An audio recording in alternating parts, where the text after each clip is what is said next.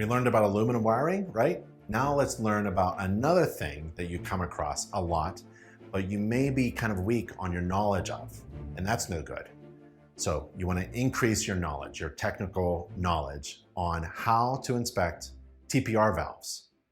So increase your essential technical knowledge by learning how to inspect temperature pressure relief valves by clicking the link, and you get to another inspection article that was taken from, or you can find in our inspection library, library of inspection articles.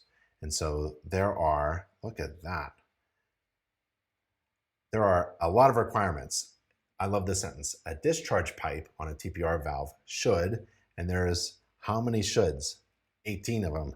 There are 18 shoulds. It should have no T-fittings on them. It should discharge in a manner that could not scald someone.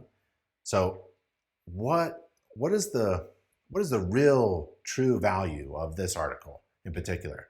Well, you can write down those 18 things.